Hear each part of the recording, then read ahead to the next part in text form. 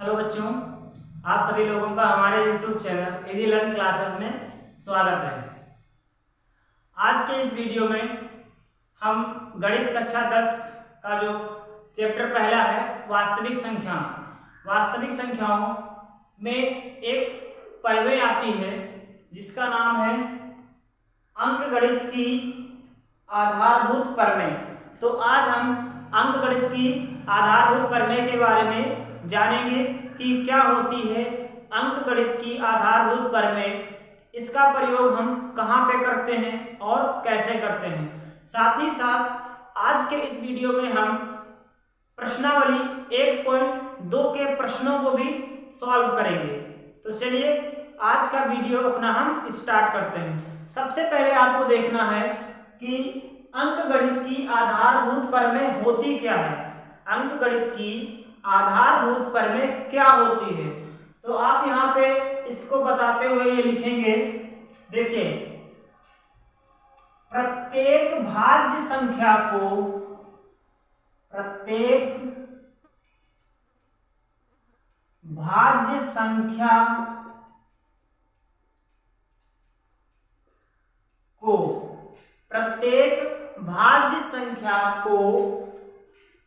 अभाज्य गुणनखंडों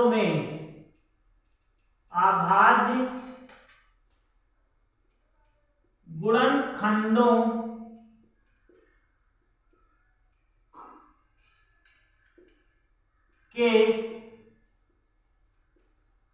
रूप में लिखा जा सकता है। आपने देखा कि अंकगणित की आधारभूत परिमेय क्या कहती है। ये कहती है कि प्रत्येक भाज्य संख्या को अभाज्य संख्या के गुणनफल या गुणनखंडों के रूप में व्यक्त किया जा सकता है या लिखा जा सकता है। कोई भी आप भाज्य संख्या ले लीजिए और उसके गुणनखंड कीजिए तो उसको आप अभाज्य गुणनखंडों के रूप में लिख सकते हैं। यह होती है अंकगणित की आधारभूत परिमेय। चलिए अब हम उदाहरण के द्वारा समझते हैं। उदाहरण के द्वारा हमने देखा कि एक भाज्य संख्या हमारे पास है 20। ये भाज्य संख्या है, इसके हम करेंगे अभाज्य गुणनखंड। तो अभाज्य गुणनखंड कैसे करते हैं, आप सब लोगों को पता है कि पहले हम इसको इस तरह से टुकड़ों में बांटेंगे। सबसे पहले 2 से डिवाइड करेंगे तो देखिए 2 1 जा 2 यानी 10 टाइम जाएगा। फिर 2 से हम इसको डिवाइड करेंगे 5 काट जाएगा। फिर 5 से काटेंगे तो 1 टाइम जाएगा। आपने देखा कि हम 20 को 2 गुणे 5 के रूप में व्यक्त कर सकते हैं या लिख सकते हैं। यहाँ पे 20 जो है वो भाज्य संख्या है, जबकि ये जो गुणनखंड आए हैं या गुणनफल हैं ये अभाज्य गुणनखंड हैं। तो अंकगणित की आधारभूत परिमेय कहती है कि आप कोई भी भाज्य संख्या ले लीजिए, जब आप उसके गुणनफल करेंगे तो उसको आप अभाज्य गुणनफलों के रूप में लिख सकते हैं, अभाज्य गुणनखंडों के रूप में व्यक्त कर सकते हैं। जैसे दूसरा हम देख लेते हैं। दूसरा हमने लिखा 30, यहाँ पे हमने 30 ले लिया। ये एक भाज्य संख्या है। अब जब इसके हम गुणनफल करेंगे तो उसमें सारे के सारे गुणनफल अभाज्य आएंगे। देखिए ये रहा 30 और 30 को हम जब डिवाइड करेंगे 2 से तो 2 1 जा 2, 2 5 जा 10, फिर 3 से इसको डिवाइड करेंगे 3 5 जा 15 एंड 5 1 जा 5। यानी कि 30 को हम लिख सकते हैं 2 गुणे 3 गुणे 5। आपने देखा 30 तो थी भाज्य संख्या, लेकिन जो इसके टुकड़े निकल के आए, इसके गुणनखंड निकल के आए, वो सारे के सारे अभाज्य संख्या हैं। यानी कहने का मतलब ये हुआ अंकगणित की आधारभूत परिमेय कहती है कोई भी भाज्य संख्या लीजिए, जब आप उसके गुणनफल करेंगे तो सारे के सारे गुणनफल अभाज्य संख्याएं आएंगी। एक और एग्जांपल लेते हैं। जैसे मान लीजिए यहाँ पे हमने ले लिया 150 मतलब 150 या 150 हमने ले लिया। ये जो संख्या है ये भाज्य संख्या है। जब इसके हम गुणनखंड करेंगे तो देखते हैं क्या वो अभाज्य संख्याएं आएंगी। तो चलिए 150 के हम टुकड़े करते हैं। तो 150 को सबसे पहले हम 2 से डिवाइड करेंगे। 2 7 जा 14 एंड बचा 1 यहाँ 2 5 जा 10। अब ये 2 से डिवाइड नहीं हो सकता। 2 से डिवाइड होने के लिए लास्ट में कोई सम संख्या होनी चाहिए, जो कि नहीं है, तो 3 से करते हैं। तो 3 2 जा 6 बचा 1 15 हो गया, 3 5 जा 15। अब इसको हम 5 से काटेंगे तो देखिए 55 25 होता है और यहाँ से 5 एकड़ 5, यानी कि आप 150 को लिख सकते हैं 2 गुणे 3 गुणे 5 गुणे 5। तो आपने देखा कि ये इधर वाली संख्याएं भाज्य संख्याएं हैं, जबकि जो इनके गुणनखंड आए हैं या गुणनफल आए हैं वो सारी की सारी अभाज्य संख्या हैं। तो यही होती है अंकगणित की आधारभूत प्रमेय। अंकगणित की आधारभूत प्रमेय कहती है कि किसी भी भाज्य संख्या को, कोई भी भाज्य संख्या आप ले लीजिए, उसको आप इस तरह से जब ब्रेक करेंगे, तोड़ेंगे, गुणनफल के रूप में लिखेंगे तो वो अभाज्य संख्याएं आएंगी। इसी को बोलते हैं अंकगणित की आधारभूत प्रमेय। प्रत्येक भाज्य संख्या को अभाज्य संख्या के गुणनफल के रूप में व्यक्त किया जा सकता है। अब हम देखेंगे कि अंकगणित की आधारभूत प्रमेय का यूज कहाँ पे करते हैं। तो अंकगणित की आधारभूत प्रमेय का यूज किया जाता है 2 या 2 से अधिक संख्याओं का, जब हमें HCF यानी मासा एंड LCM लासा जब हमें निकालना होता है, तो वहां पे हम अंकगणित की आधारभूत प्रमेय का प्रयोग करते हैं। जब हमें संख्याओं का लासा या मासा अभाज्य गुणनखंड विधि से निकालना होता है, तो वहां पर हम अंकगणित की आधारभूत प्रमेय का प्रयोग करते हैं। तो चलिए एग्जाम्पल के द्वारा समझते हैं कि अंकगणित की आधारभूत प्रमेय का प्रयोग करके हम मासा या लासा कैसे ज्ञात करेंगे। तो देखिए यहाँ पे एक प्रश्न हमने लिया है। प्रश्न क्या है? अभाज्य गुणनखंड विधि के द्वारा संख्याओं 16 तथा 20 का HCF एवं LCM ज्ञात कीजिए। यहाँ पर हमें 16 और 20 का HCF और LCM ज्ञात करना है अभाज्य गुणनखंड विधि से, यानी कि यहाँ पर हमें लगाना है अंकगणित की आधारभूत प्रमेय। तो चलिए देखते हैं अंकगणित की आधारभूत प्रमेय का प्रयोग करके हम HCF और LCM कैसे ज्ञात करते हैं। तो देखिए यहाँ पे सबसे पहले आपके पास जो संख्याएं दे रखी हैं उनके अभाज्य गुणनखंड कर लीजिए।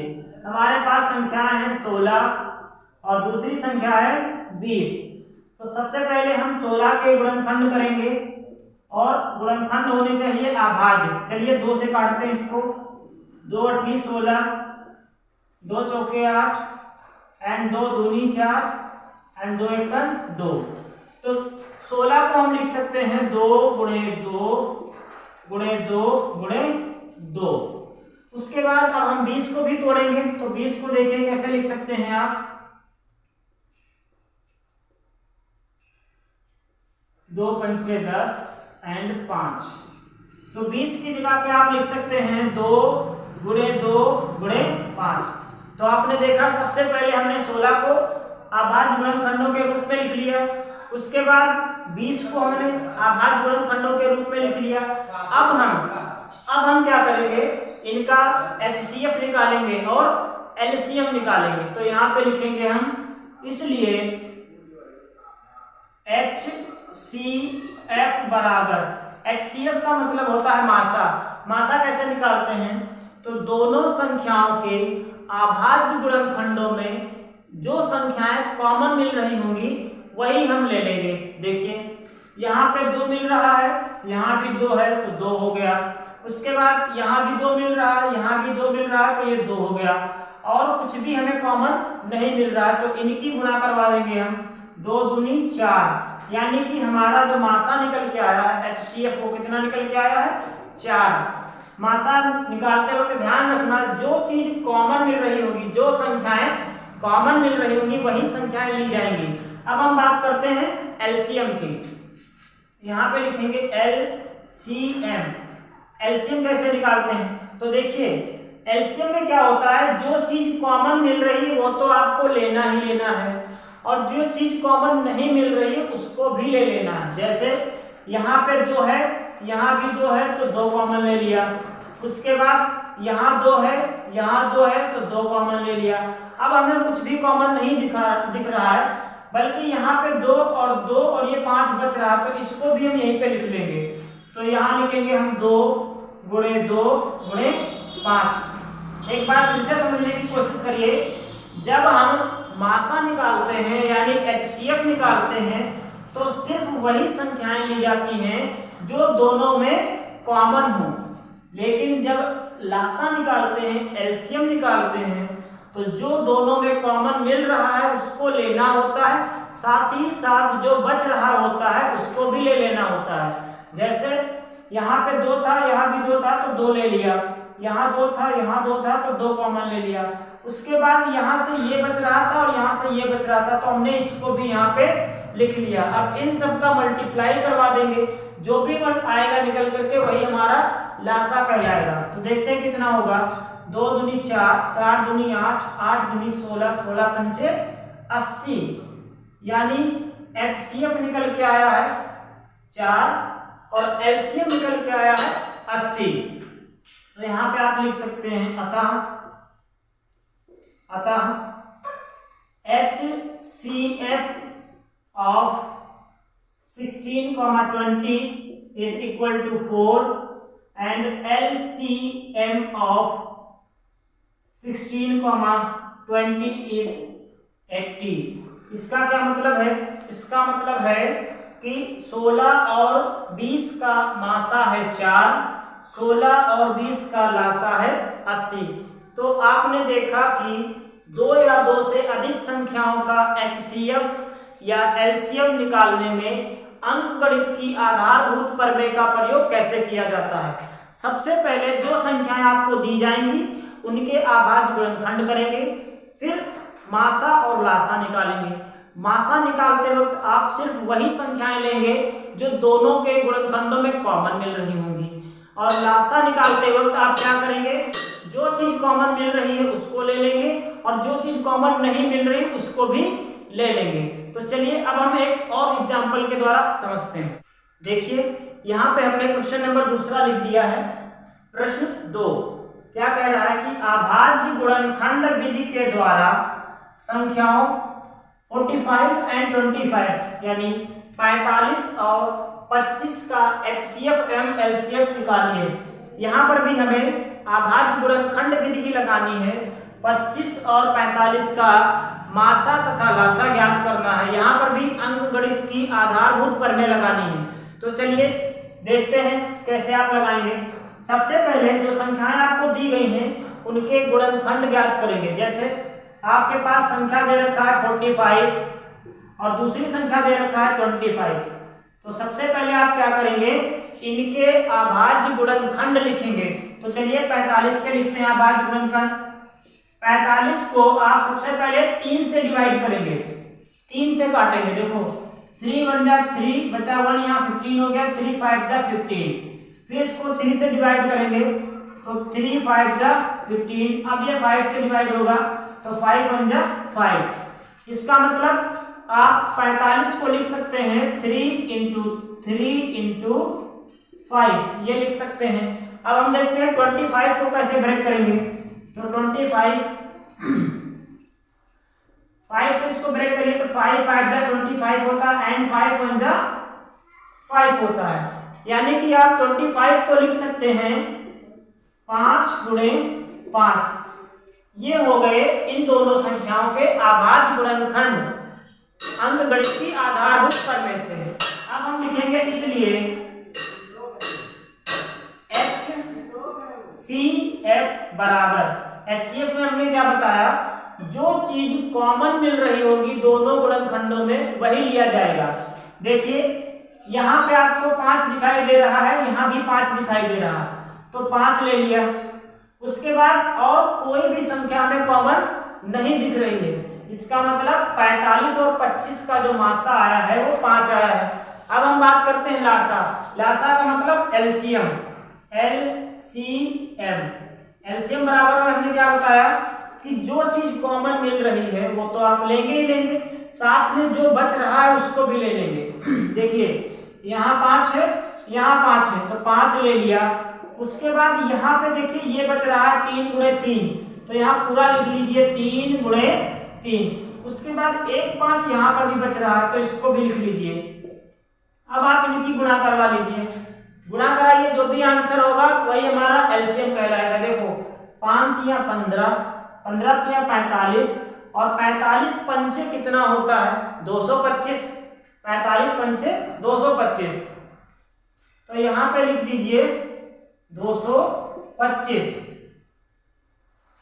तो ये जो निकल के आया है ये हमारा एलसीएम है। तो हम कहेंगे अतः HCF ऑफ किसका किसका था 45 एंड 25, तो ये निकल के आया है 5, एंड LCM ऑफ 45 एंड 25 ये निकल के आया है 225, ये हमारा हो गया आंसर। तो आपने देखा कि अंकगणित की आधारभूत प्रमेय की सहायता से 2 या 2 से अधिक संख्याओं का HCF और LCM कैसे निकाला जाता है। सबसे पहले आप दी गई संख्याओं के अभाज्य गुणनखंड ज्ञात करेंगे। जैसे यहाँ पे देखिए 45 के अभाज्य गुणनखंड ये हो गए, उसके बाद 25 के अभाज्य गुणनखंड ये हो गए। फिर हमें निकालना है HCF। तो HCF में हमने क्या बताया, जो कॉमन मिल रहा है सिर्फ वही लिया जाएगा। तो यहाँ 5 था, यहाँ 5 है, 5 ले लिया। एलसीएम में क्या होता है, जो चीज कॉमन मिल रही है वो आपको लेना है, साथ ही साथ जो कॉमन नहीं मिल रहा है यानी कि जो बच रहा है उसको भी आप ले लेंगे। उसके बाद गुणा करवा देंगे और आंसर मारा जाएगा। तो HCF ऑफ 45 एंड 25, 25 और 45 का मासा 4 आया है और लासा 225 आया है। अभी तक हमने 2 संख्याओं का देखा। अब हम देखते हैं अगर संख्या हमारे पास 3 आ गई तब कैसे निकालेंगे। तो चलिए देखते हैं हम प्रश्न 3। अभाज्य गुणनखंड विधि के द्वारा संख्याओं 10, 12 तथा 16 का HCF एवं LCM ज्ञात कीजिए। इससे पहले प्रश्नों में हमने 2 संख्याओं का HCF और LCM निकाला। अब हम देखेंगे कि 3 संख्याएं अगर आपके पास आ जाती हैं तो 3 संख्याओं का HCF और LCM कैसे निकालेंगे। तो चलिए देखते हैं। सबसे पहले आप दी गई संख्याओं के अभाज्य गुणनखंड ज्ञात कर लेंगे। तो संख्या हमारे पास है 10, 12 और 16। तो 10 की जगह पे हम लिख सकते हैं, आप ऐसे करिए, यहाँ पे देखिए 10 को आप तोड़ सकते हैं, 2 पंचे 10 होता है इस प्रकार से, यानी 10 की जगह पे आप लिख सकते हैं 2 गुणे 5। और 12 को आप क्या लिखेंगे, तो 12 को देखिए, 12 को भी 2 से काटिए, 2 6 12, 2 3 6 एंड 3 ऐसे। तो आप 12 को क्या लिखेंगे, 2 गुणे 2 गुणे 3, ये 12 के गुणनखंड हो गए। अब हम बात करते हैं 16 के। तो 16 के आप लिखेंगे 2 गुणे 2 गुणे 2 गुणे 2, ये 16 के गुणनखंड हो जाएंगे। तो अब हमें निकालना है HCF। तो यहाँ पे लिखिए, इसलिए HCF बराबर, HCF कैसे निकालते हैं, HCF जब आप सभी संख्याओं के गुणनखंड ज्ञात कर लेंगे, उसके बाद अगर 2 संख्याएं दी गई हैं तो 2 संख्याओं के गुणनखंडों में जो कॉमन संख्या होगी वो लिया जाएगा। अगर 3 संख्याएं तो तीनों में देखेंगे कौन सी संख्या में कॉमन मिल रही है। देखते हैं यहाँ पे क्या कॉमन मिल रहा है। यहाँ पर 2 है, यहाँ पर 2 है और यहाँ पर भी 2 है, तो हमें 2 ही कॉमन दिखाई दे रहा है, तो हमने 2 ले लिया। उसके बाद देखते हैं और चीज कुछ कॉमन मिल रहा है, नहीं कॉमन मिल रहा है, इसका मतलब हमारा जो मासा है वो 2 ही रहेगा। अब हम बात करते हैं एलसीएम की, एलसीएम। तो एलसीएम क्या कहता है, एलसीएम कहता है कि सबसे पहले आप 3 दी गई है तो तीनों में कॉमन उठा लीजिए, तो कॉमन तो हमें 2 मिल रहा है। उसके बाद आप देखिए कि क्या 2 में भी कुछ कॉमन मिल रहा है, तो हमने देखा 5 यहाँ है, 5 और कहीं नहीं है। फिर हम जब नीचे आए तो हमने देखा 2 यहाँ है, तो 2 यहाँ भी मिल रहा है, यानी कि इन दोनों में भी कॉमन हमें मिल रहा है, तो वो भी ले लेंगे। उसके बाद और कुछ हमें कॉमन नहीं मिल रहा, तो वो हम सब ले लेंगे, यानी यहाँ से 5 ले लेंगे, यहाँ से 3 ले लेंगे, और यहाँ से ये 2 बच रहे हैं, इनको भी हम उठा लेंगे, तो 2 गुणे 2। अब इन सब की हम गुणा करवा लेंगे, देखते हैं कितना बनेगा। 2 दूनी 4, 4 पंचे 20, 20 तिया 60, 60 दूनी 120, 120 दूना 240, 240, यानी कि एलसीएम हमारे पास कितना आया है, 240 आया है। एक बार फिर से देखिए एलसीएम कैसे निकालते हैं। एलसीएम निकालते वक्त आप ध्यान रखेंगे, सबसे पहले जो चीज कॉमन मिल रही है वो ले लेंगे, फिर उसके बाद अगर तीनों में कॉमन नहीं मिल रही तो 2 में कॉमन ढूंढेंगे हम, किन्हीं 2 में, जैसे हमने यहाँ पे देखा था, तो यहाँ पर 2 मिला तो 2 ले लिया। उसके बाद अगर कुछ कॉमन नहीं मिल रहा तो जो बचा उसको भी ले लेंगे। तो इस प्रकार से हम कह सकते हैं, अतः HCF ऑफ किसका किसका निकाला हमने, 10, 12 एंड 16, ये कितना आया है, तो ये आया है 2। एंड एलसीएम कितना हमारे पास आया, एलसीएम 10, 12 एंड 16, ये हमारे पास आया है 240, ये हमारा हो गया आंसर। तो आपने देखा कि अगर हमारे पास 3 संख्याएं हैं तो 3 संख्याओं का भी हम एचसीएफ और एलसीएम अभाज्य गुणनखंड विधि से लगा सकते हैं या निकाल सकते हैं। और तो जब कभी भी आपको एचसीएफ और एलसीएम निकालना हो अभाज्य गुणनखंड विधि से, तो सबसे पहले आप क्या करेंगे, उसके अभाज्य गुणनखंड करेंगे, उसके बाद एचसीएफ निकालेंगे और एलसीएम निकालेंगे। ठीक, और अब हम चलते हैं अपनी प्रश्नावली पर। प्रश्नावली हमारी देखते हैं कौन सी होगी, प्रश्नावली हमारी 1.2। तो चलिए अब हम डिस्कस करते हैं प्रश्नावली 1.2 के प्रश्नों को। तो चलिए अब हम देखते हैं प्रश्नावली 1.2 के प्रश्नों को। देखिए यहाँ पे प्रश्नावली 1.2 हम पढ़ेंगे। पहला प्रश्न कहता है, निम्नलिखित संख्याओं को अभाज्य गुणनखंडों के रूप में व्यक्त कीजिए। यहाँ पर आपको कुछ संख्याएं दी गई हैं, उन संख्याओं को अभाज्य गुणनखंडों के रूप में व्यक्त करना है। तो देखते हैं कौन कौन सी संख्याएं दी गई हैं।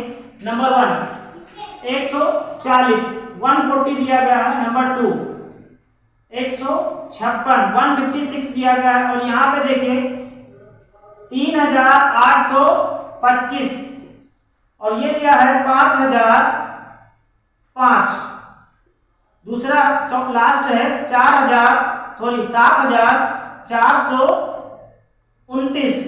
ये संख्याएं आपको दी गई हैं, यानी प्रश्न पहला जो है उसमें कुल मिलाकर के 5 संख्या दी गई हैं जिनको आपको अभाज्य गुणनखंडों के रूप में व्यक्त करना है।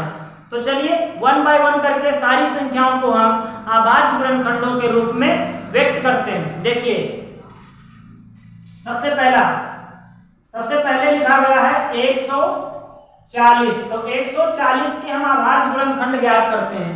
कैसे आप ज्ञात करेंगे, यहाँ पे लिखेंगे 140 और इसको ब्रेक करेंगे।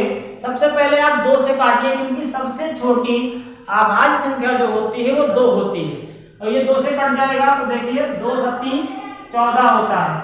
फिर आप 2 से काटेंगे, तो जब 2 से काटेंगे तो 2 3 6 बचाए, 2 पंचे 10। अब ये 35 बन चुका है, जो कि 2 से नहीं कटेगा। तो अब हम 3 से चेक करते हैं, ये 3 से भी नहीं कटेगा, तो अब हम 5 से काटेंगे। 5 7 35 और इसको हम 7 से काटेंगे, तो 7 1 7। तो तो आपने देखा कि 140 के अभाज्य गुणनखंड आए हैं 2 गुणे 2 गुणे 5 गुणे 7। इसी को आप दूसरे रूप में लिख सकते हैं। कैसे लिखेंगे? यहाँ पे 2 कितनी बार आया है? 2 बार, यानी आप 2 की घात 2 लिख सकते हैं गुणे 5 गुणे 7। ये हो गया हमारा आंसर। ये हमने 140 को अभाज्य गुणनखंडों के रूप में व्यक्त कर दिया।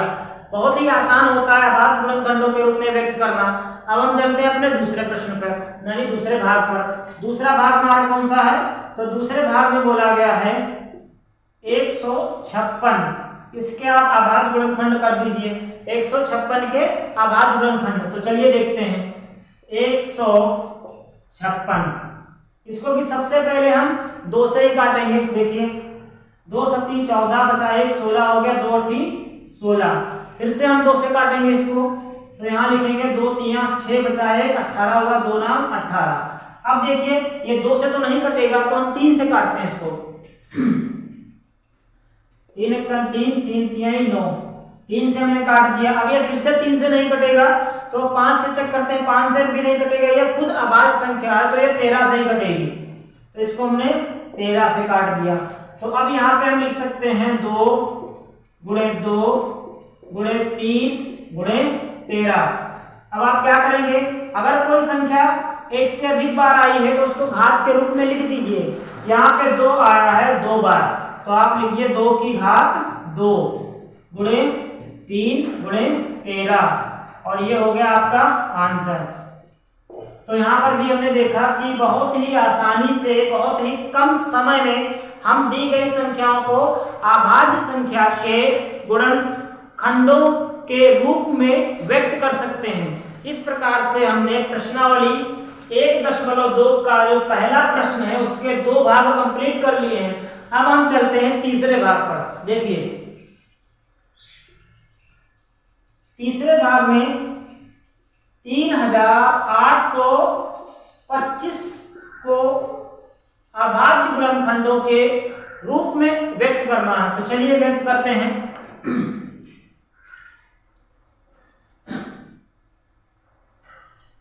देखिए 3825, तो यहां पे लिख लिया हमने 3825।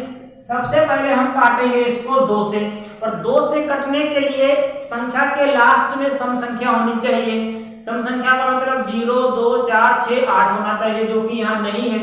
तो अब हम 3 से चेक करेंगे। 3 से कटने के लिए अगर सारी संख्याओं के अंकों का योग 3 से कट रहा है तो संख्या भी कट जाएगी। तो चलिए देखते हैं क्या ऐसा है।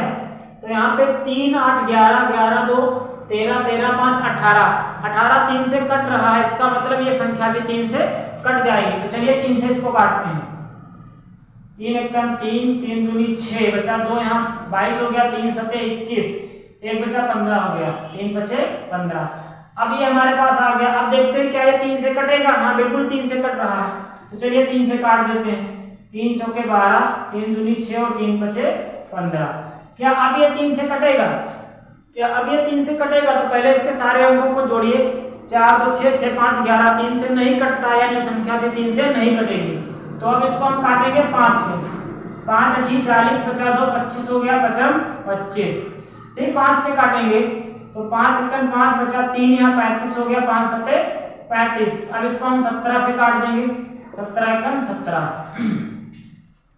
तो आप 3825 को क्या लिख सकते हैं? 3 गुणे 3 गुणे 5 गुणा में 5 और गुणा 17। आप यहाँ पे जो भी संख्याएं रिपीट कर रहे हैं उनको घात के रूप में लिख दीजिए। तो यहाँ पे 3 आया है 2 बार, तो हम 3 की पावर 2 लिख देंगे। 5 भी आया 2 बार, तो 5 की पावर 2 लिख देंगे। 17 एक बार आया तो एक बार लिख करके छोड़ देंगे, और यही हमारा आंसर हो जाएगा। आपने देखा कितनी आसानी से 3825 को अभाज्य गुणनखंडों के रूप में व्यक्त कर दिया गया। तो इस प्रकार से हमने पहले प्रश्न के 3 भाग कर लिए हैं। अब हम आते हैं चौथे भाग पर। तो चलिए देखते हैं चौथा भाग। चौथे भाग को कैसे अभाज्य गुणनखंडों के रूप में व्यक्त करेंगे। चौथा भाग,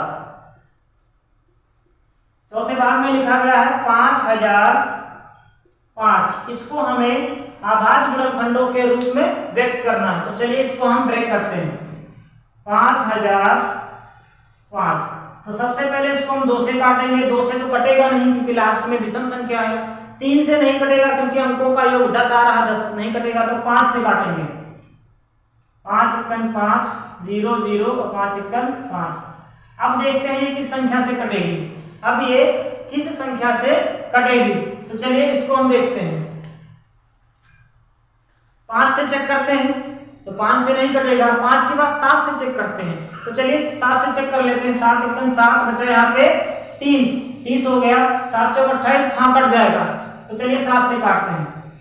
7 एकम 7 बचा 3, 7 चौक 28, 7 तिया 21, ये आया 143। अब हम देखेंगे कि ये 7 से कटेगा दोबारा, नहीं कटेगा। तो 7 के बाद 11 से चेक करते हैं। 11 से कट रहा है पूरा पूरा। 11 एकम 11 बचा 1, 13 हो गया। 11 35 हो गया। 11 तिया 35 और अब ये कटेगा 13 से। तो 13 एकम 13, यानी कि आप 5005 को लिख सकते हैं 5 गुणा में 7 गुणा में 11 गुणा में 13। यहाँ पर कोई भी संख्या रिपीट नहीं कर रही है, इसका मतलब यही हमारा आंसर हो जाएगा। अब हमारा लास्ट पॉइंट बचा है, उसको भी जल्दी से देख लेते हैं। लास्ट पॉइंट यहाँ लिखा गया है 7429। ऐसा करते हैं, इस प्रश्न को आप लोग सॉल्व करिए, आप लोग ट्राई करिए, इसके अभाज्य गुणनखंड आप लोग निकालिए और इसका आंसर कमेंट बॉक्स में आप लोग दीजिए। हम अपना वीडियो यहीं पे स्टॉप करते हैं और प्रश्नावली 1.2 का जो भी प्रश्न रह गया है, ये तो पहला प्रश्न कंप्लीट किया है, इसका दूसरा तीसरा जो भी होता है वो हम अगले वीडियो में डिस्कस करेंगे।